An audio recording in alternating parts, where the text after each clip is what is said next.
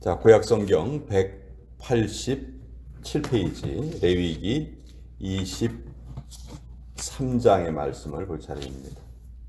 레위기 23장 181페이지네요. 죄송합니다. 181페이지에 레위기 23장 1절에서 3절까지의 말씀입니다. 레위기 23장 1절로 3절까지의 말씀 찾으셨으면 우리 같이 말씀을 읽도록 하겠습니다. 시작. 여호와께서 모세에게 말씀하여 이르시되 이스라엘 자손에게 말하여 이르라. 이것이 나의 절기들이니 너희가 성회로 공포할 여호와의 절기들이니라.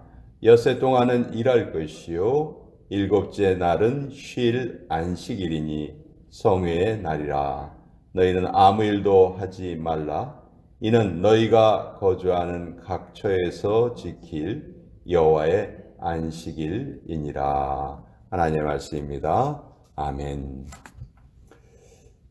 자, 어제 출애굽기 23장에서는 이스라엘의 절기 중에서 가장 기본적인 절기 세 가지가 소개가 되었습니다. 유월절, 칠칠절, 초막절.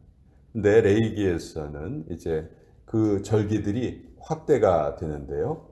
하나님께서 7절기를 명령하시고 이 7절기를 꼭 지켜라 이렇게 말씀하십니다. 그러니까 이스라엘의 절기는 사람이 만든 것이 아니고 하나님께서 만드신 것이다. 그리고 그 절기를 꼭 기억하라 말씀하셨어요. 우리가 절기를 지키는 가장 기본적인 이유는 기억하기 위해서입니다. 무엇을 기억하기 위해서냐? 하나님의 은혜를 기억하기 위해서죠. 아니 그럼 절기를 지키지 않으면 우리가 하나님의 은혜를 기억할 수 없단 말인가? 안타깝게도 우리는 매일매일 하나님의 은혜를 받으면서 살아가도 하나님의 은혜에 감사하는 것은 정말 지나치기가 쉽습니다. 난 정말 하나님 말씀하시는 대로 늘 감사하면서 살아 이렇게 우리가 착각할 수 있지만 늘 우리의 현실은요, 내가 생각하는 것보다 못해요. 내가 생각하는 것보다 우리는 참 그 수준에 도달하지를 못합니다. 이게 우리의 착각이에요. 난 이 정도 지금 하고 있어. 그렇게 생각하기 쉽지만 막상 따지고 보면, 잘 살펴보면 거기에 이르지 못한다는 거예요. 그래서 하나님께서는 7절기를 명령을 하셨어요. 그러면 6월절, 7.7절, 초막절 이렇게 세 절기는 알겠는데 나머지 네 절기는 무엇이냐? 사실 이 6월절이라는 것은요, 무교절과 같이, 그러니까 6월절 다음에 반드시 무교절이 뒤따라오게 되어 있는데 6월절은 하루예요. 정월 14일, 1월 14일이죠. 그럼 1월 15일부터 21일까지는 무교절이에요. 무교절은 출애굽을 할 때 누룩이 없는 떡을 먹었던 그것을 기념하는 절기죠. 그래서 6월절과 무교절은 사실 구별하지는 않는데 레위기 23장에서는 그것을 일부러 구별해서 알려주셨어요. 그리고 7.7절 바로 앞에 6월절로부터 한 일주일 후에 또 초실절이라는 절기가 있어요. 첫 번째 수확을 하나님께 감사드리는 절기죠. 그리고 초막절 전에는 초막절이 7월 15일 날 시작이 되는데 7월 1일이 나팔절입니다. 유대인들은 7월 달이 한 해의 시작이라고 생각을 했어요. 그래서 한 해가 시작하는 첫날 나팔을 붑니다. 하나님의 임재의 나팔이죠. 하나님이 우리와 함께 하신다 하는 것을 표현하는 나팔을 불어요. 그래서 그것을 나팔절이라고 얘기하고, 그리고 7월 10일 날 한 해가 시작되고 열흘이 지난 후에는 이스라엘의 대제사장이 이스라엘 모든 민족의 죄를 다 짊어지고 1년에 한 번 지성소에 들어가게 됩니다. 그것을 대속죄일이라고 부르죠. 그래서 이런 7가지의 절기가 구약 성경에서 우리에게 알려주시는 절기예요. 그런데 오늘 우리가 읽은 1절부터 3절까지에 보면 그 모든 것을 설명하시기 전에 제일 중요한 것을 먼저 설명을 해 주시는데 그것이 바로 안식일에 대한 규례입니다. 3절에 보면 엿새 동안은 일할 것이요 일곱째 날은 쉴 안식일이니 성회의 날이라. 너희는 아무 일도 하지 말라. 이는 너희가 거주하는 각처에서 지킬 여호와의 안식일이니라. 그러니까 7가지 절기를 설명하기 전에 안식일을 이렇게 강조하시는 이유는 모든 절기의 가장 어떻게 보면 기본이 되는 그 절기들보다 더 중요한 날이 안식일이라는 것을 하나님께서 설명하고 계시죠. 학자들은 하나님께서 무엇 하나 부족함이 없으신 하나님께서 도대체 왜 창조하셨을까? 모든 세계를 창조하시고 왜 사람을 창조하셨을까? 그 이유를 2가지로 설명을 하는데 하나는 하나님의 영광을 위해서 창조하셨다. 또 하나는 하나님께서 안식하시기 위해서, 안식을 누리시기 위해서 창조를 하셨다. 이렇게 설명을 합니다. 6일 동안 하나님께서 일을 하시고 7째 날 쉬셨죠. 그래서 그 7째 날은 하나님께서 모든 피조물에게 그 7째 날을 쉬어라 이렇게 명령을 하셨어요. 여러분 우리가 십계명을 이렇게 쭉 살펴보면 그 각 계명 중에서 어떤 계명은 좀 짧게 기록되어 있고 어떤 계명은 좀 길고 그래요. 5계명 같은 경우, 6계명 같은 경우, 7계명 이런 거는 살인하지 말라, 간음하지 말라 이런 건 아주 짧아요. 그렇죠? 근데 10계명 중에서 제일 긴 계명이 뭔지 아세요? 4계명이 제일 길어요. 4계명이 안식일을 지켜라 하는 그 계명인데 그 4계명은 무척 깁니다. 그래서 무슨 얘기냐 하면 하나님께서 그 4계명을 그렇게 중요하게 생각하셨다 하는 것이죠. 그 안식일을 지켜라 하는 이 계명은 다른 말로 하면 모든 피조 세계가 하나님과 올바른 관계를 맺어라 하는 말씀이에요. 왜냐하면 안식일은 성회의 날이다 이렇게 분명히 설명되어 있죠. 성회는 성스러운 모임을 뜻하는 거예요. 성스러운 모임이 뭐겠어요? 구체적으로 하나님께 예배드리는 것이겠죠. 그래서 안식일의 가장 기본적인 개념은 하나님과의 바른 관계를 맺는 것이다. 그런데 유대인들은 이 안식일의 규례가 너무 이 문자적인 그 강조를 심하게 하다 보니까 좀 본질을 잃어버리게 됐어요.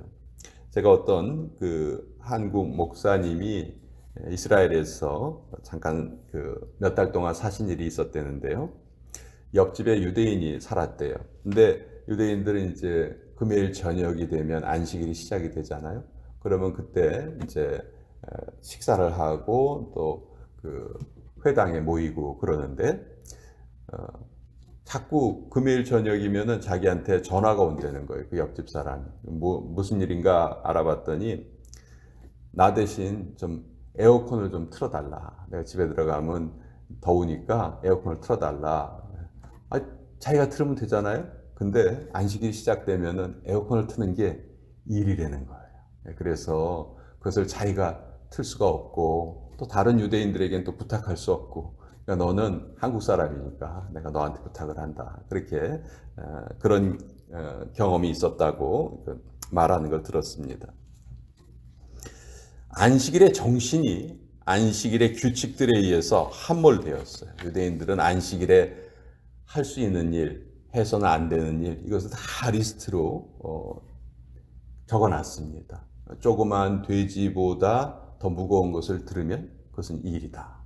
이렇게 다 규정을 해놓은 거예요. 그래서 너무 그런 안식일에 하나님과의 관계가 깊어지는 거기에 중점이 있는 것을 제대로 깨닫지 못했기 때문에 예수님께서 이제 이 땅에 오셔서 안식일의 본질적인 의미를 회복시켜 주셨죠. 요한복음 5장에 보면 38년 된 병자가 예수님의 은혜에 의해서 고침을 받아요. 근데 그날이 마침 안식일이었습니다. 그리고 예수님께서 그 사람에게 내 자리를 들고 걸어가라 이렇게 말씀을 하셨어요. 그래서 그 명령대로 그 사람은 그 자리를 들고 걸어갔습니다. 그랬더니 유대인들이 안식일에 어떻게 해서는 안 될 일을 하느냐, 그걸 가지고 비난을 했어요.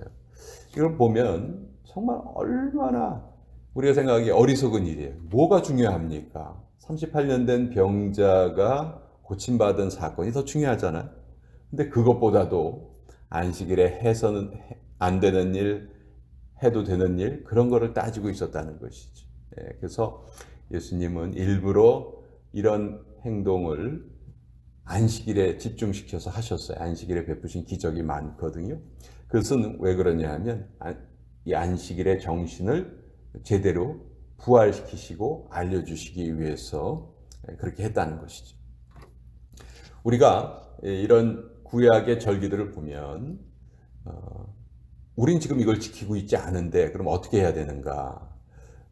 우리가 똑바로 알아야 될 것은 절기는 예수님을 나타내는 그림자에 불과하다는 것이죠. 골로새서 2장 16절과 17절에 사도 바울이 아주 중요한 말씀을 우리에게 남겨주셨어요.